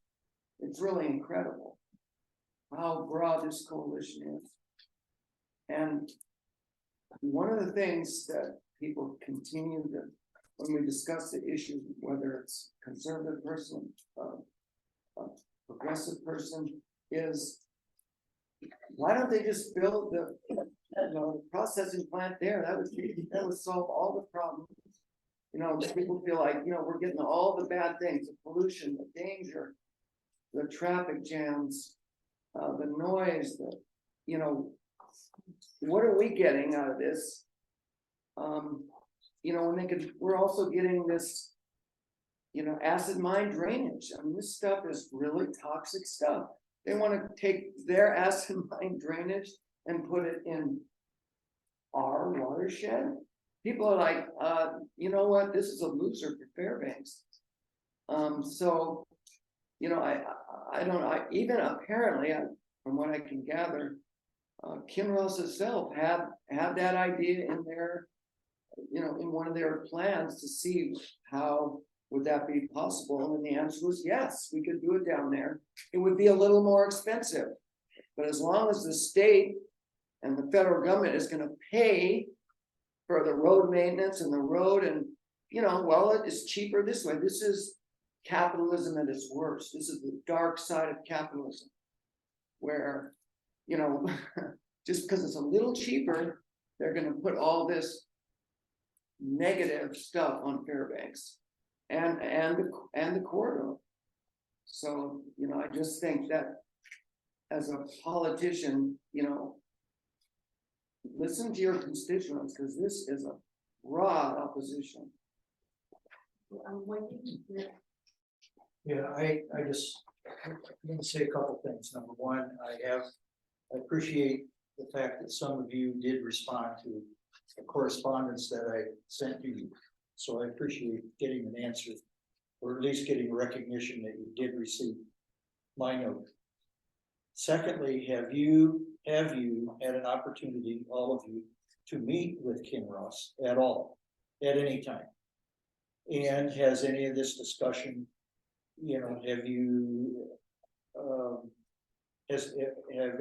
you had the opportunity to answer or ask questions of them of any negative nature, and what response have you gotten back from them? Because you live here, you drive the roads. Another comment I want to make is that Judy and I did see the 2 trucks come through Fairbanks, bumper to bumper, one right behind the other one. And we were headed to another meeting, but we said, well, we just like to see how they negotiate between Hot Springs Road. Well, we had another meeting to go to, and we didn't follow them, but we wanted to see where they were headed and so forth. But yes, they are moving, they are going, and they are in tandem. And we've lived here for 50 years. And I have, over that 50 years, I have tried to be a good person using the environment. Haul your trash out, you pack it in, you pack it out. we're entering a situation where this is setting a precedent of them hauling trash, except for the minute little bit of gold that they're getting out of that truckload, setting a precedent for this 300-mile circle, and they've said it's Kinross, it's now Kinross, Alaska, it's not Kinross, Fort Knox, it's Kinross, Alaska. And, you know, it's a bad precedence of hauling your trash to another area and dumping it in another community in our watershed. Thank you for being here. We have Mr. Tilly and then Sharon and then, yes. I think Ashley Okay, has a sorry. response. Absolutely. Well, a couple comments actually, so, before Representative Staff left, he had mentioned the concern, which initially I had shared about if we reject some of the STIP projects that are currently listed, would that lead to the interior ultimately receiving less money? And I mean, I am a freshman, but I've been working with the legislature for a long time now, and typically when you reappropriate funds, it goes back into the same region or type of project. So it's pretty typical. And I think that fear is a little bit unfounded or premature. And the other thing too is we have so many projects in the interior that we could focus on aside from what's listed currently in the STIP. And I've had the opportunity to communicate with Fast Planning, for example, in the past on different projects that they might want to see in Fairbanks or elsewhere in the interior. And it just seems to me that it's an iterative process, the STIP is. These are once in a generation funds. And so it doesn't have to be, we accept it or we don't get anything.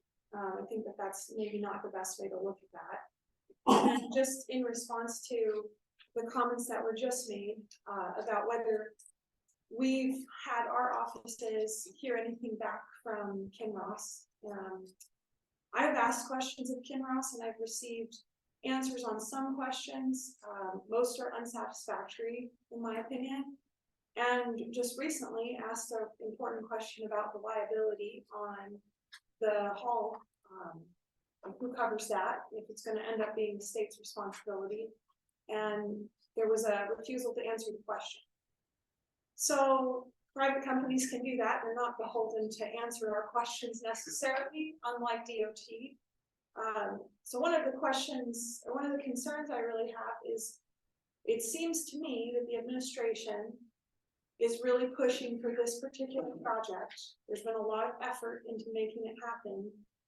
And it's happened very quickly, to Senator Kawasaki's point, and with very little opportunity until it was already essentially a done deal for the public or the legislature to weigh in.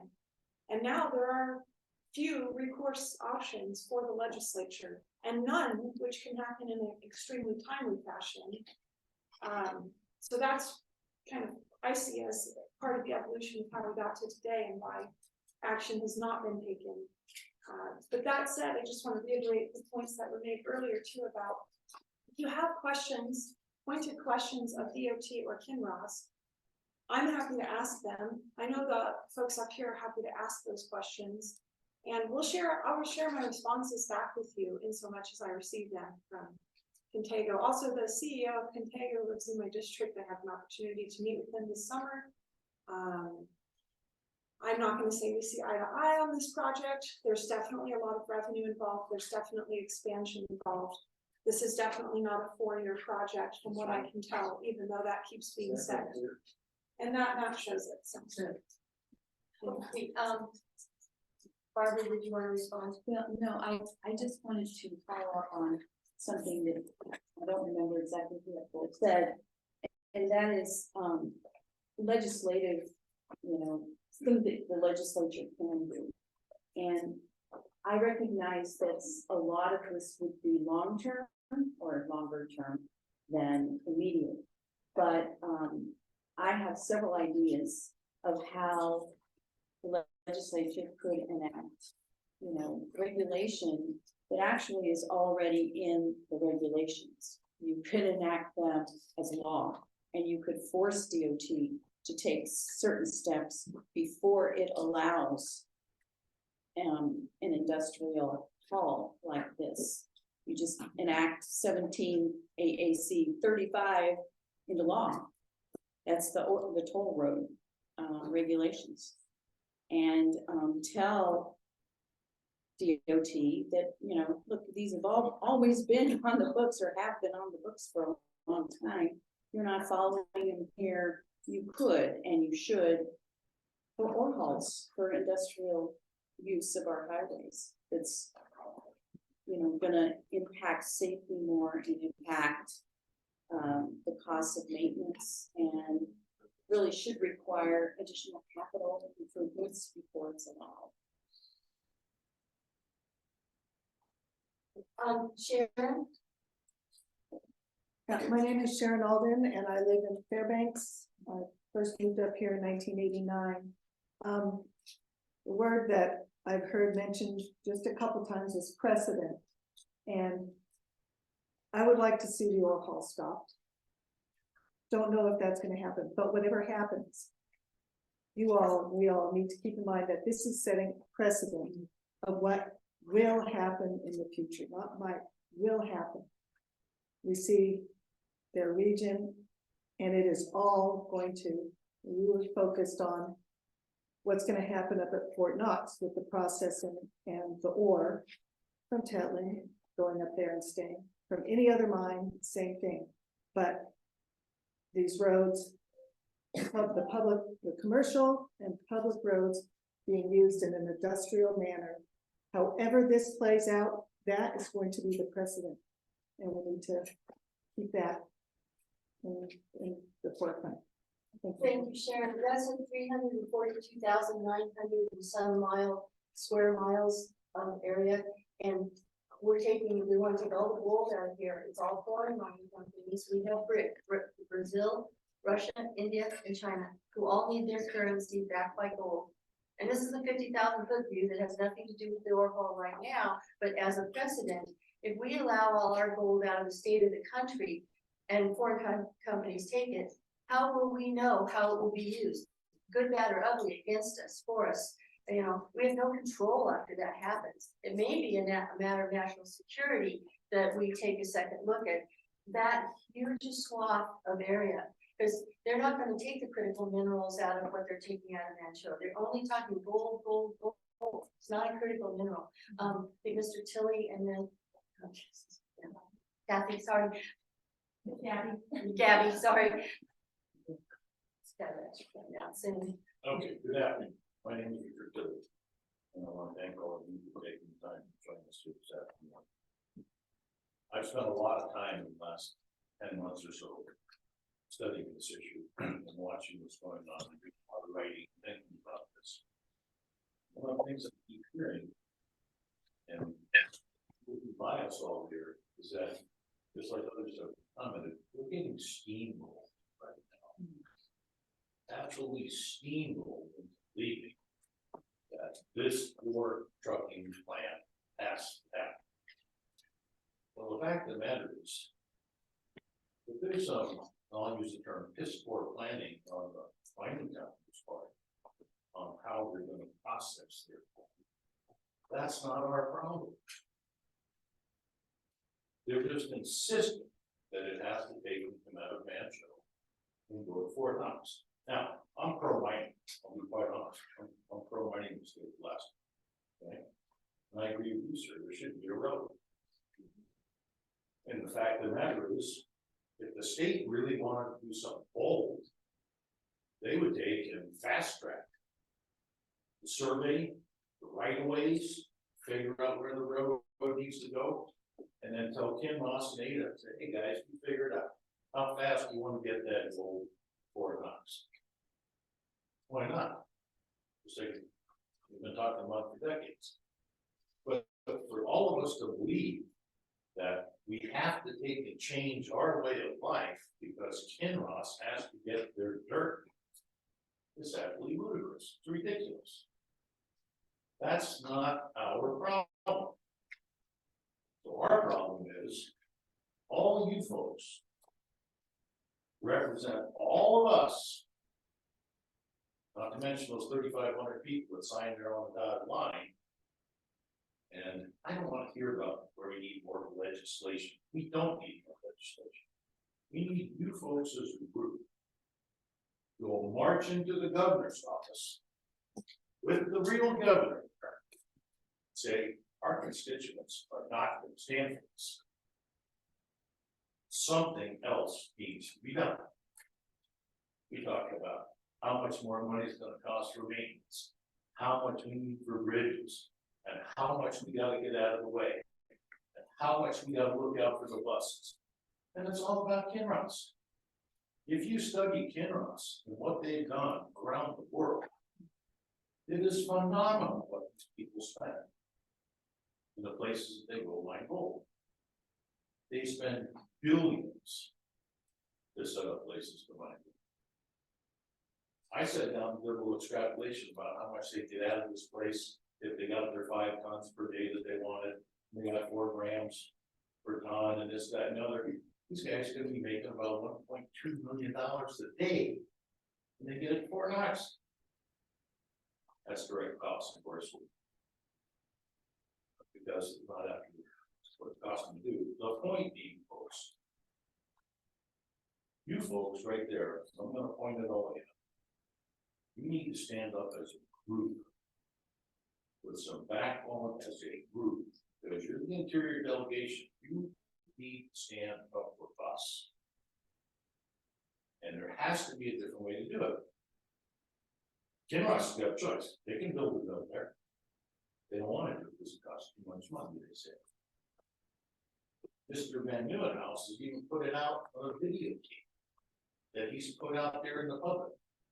Nah, we don't want to do that. It costs the stockholders too much money. We'll just drive through the roads, through a couple of communities, focus on his way to Fort Knox. We know exactly what they're doing. And you're right. The precedent will be set. If they pull this off right now, on this go around, this line, going to Fort Knox, we're gonna get steamrolled. I think that's an absolute fact. I'm gonna challenge all of you to answer a simple question. How is this black hole transport what they wanna do? Just tell me that's in the best interest of 100,000 people that live in the Fairbanks area along the trucking route. I've asked that question to every single one before. It's open in the emails I've sent you. Nobody's answered that question. The governor's office here in town hasn't answered it. None of my people that are on the Interior Delegation have answered it. Mr. Ryan answered, Anderson hasn't answered it. And I've corresponded back and forth with him too. And he said, well, for us to have an industrial haul road, somebody's got to petition us to do that. And I go, what? Yeah, nobody's petitioned us to call this haul road. This is part of the problem, see? Kinross absolutely doesn't want this called an industrial haul road. And that's what they're fighting against. They don't want it called that. They want to leave it the way it is, because they're, hey, our trucks are 95 feet long, everything's great, they're legal. That's exactly what's going on. We can't just take and shove this one under the rug. We need some demand, some action from our government. I mean, demand. Now, I'm sure you folks are all aware too that the Alaska Future Fund in the permanent fund owns $10 million worth of stock in Tank. You aware of that? Are you? Yes. Now, yeah. Anyway, I guess that's my piece. And I just want everybody to pay attention. Thank you. I think Gabby's, we have 5 minutes. 5 minutes. One Okay, more- you one more can go, person. Gabby, real quick. One more person. And Larry with this 1959, again, coming on board with the military here at Fort Wayne, right? And road conditions, I've driven them as a kid, for the Harding Lake, as a kid, going out team on night or whatever, and back and forth. I know the roads, I drive to Delta, I have sort of corrected age. I've driven my daughter's acres several times in the summer because they had shoulder horses or whatever. So I know the difference between the passing lane, the road going to Anchorage, and pulling a trailer, or whether a vehicle is going to pass a semi truck. I know the difference. I know the difference between almost having a head-on collision because a semi decides to pass another vehicle on the other lane. I know how that feels when you're pulling your daughters in the horse's back. I know the difference between me driving my grandkids to Birch Lake because they want to have fun at the lake. I know the difference between a school bus and a four-haul truck. My grandson and I went to the Halloween store last night, and guess what was in front of Johansson Dam? The four-haul truck. I have it on my camera. He took the video. Next I go, we're turning up to Johansson. I go, oh my gosh, that one just left. There's another one. Not even 2 minutes apart. Is that what we want? And that little sucker needs to get up part of the grade to the Johansson's. I travel to Johansson all the time. I know Pegger and Johansson. I know people don't merge. I know the way to West Valley. I've taken that road. 4 kids through West Valley. Ice fall, rain, storms. My daughter's come home on that road. One of the time, my daughter nearly had a fatal accident. And those vehicles cannot slow down. So what are we gonna do to protect our constituents, the community? Okay, we have an EMS problem. I know there are EMS people who work here and after those 911 dispatch calls. I know how detrimental they are on the other end of that phone. You cannot, what's the plan? What's the EMS response time? What's the expectation for the community along the road? There isn't any, because you couldn't get there fast enough to save a person. And then the detrimental life of that person if they did survive. What kind of condition would their life be? Who's got this $10 million liability policy? Not 1 million, because 1 million won't cover your hospital stay and your rehab. Who's gonna take care of that? Is it DOT's negligence because they put the cart before the horse? Everybody ever ridden a horse? It doesn't work that way. You gotta do all your planning up front and nothing was planned. You got to involve the constituents. You got to involve the community around as well. I have gone up and down Salton Park. So many people don't even know. They don't even know this is starting to happen. Channel Hot Springs, same thing. I see people every day in my business. I actually know where they live. And I ask them, do you know? What do I know? I don't know. So it's everyone's responsibility to contact your constituents. I feel immediately and let them know what's coming their way. Something wicked is coming into the world. That's how I feel. Remember the old Disney movie, something wicked comes this way. This is how I feel about this. Mining is mining. Communities deserve to be protected. And everyone here at the Dallas Point, everyone made the Dallas Point.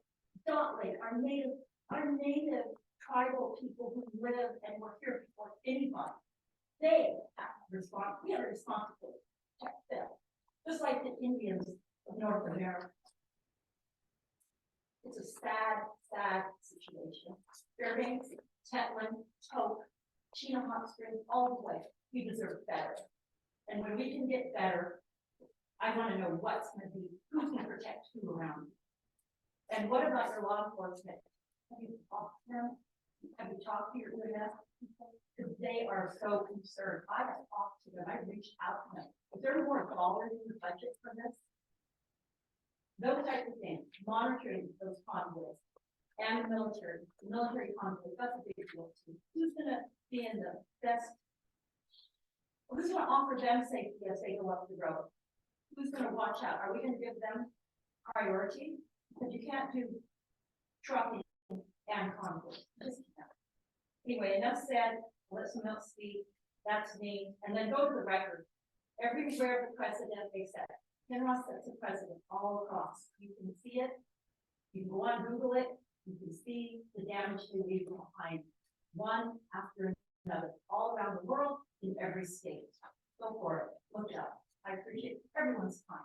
I'm very sorry that had to come to this. Thank you. Thank you, everyone that's participated. If you didn't get your question answered, I sincerely apologize that we've gone over. You can do one of two things. You can email directly to any of our representatives here. If you only have my email or Barbara's or Mary's, we're happy to pass on your question. you know, from on the ASAH website or to the legislators. We beseech you to continue to look, we'll be updating our website with important information. Travel safely, everybody, and thank you for being here.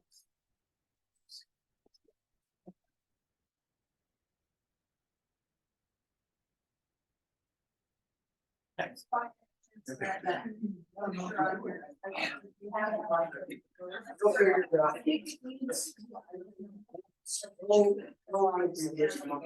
Make sure you're ready.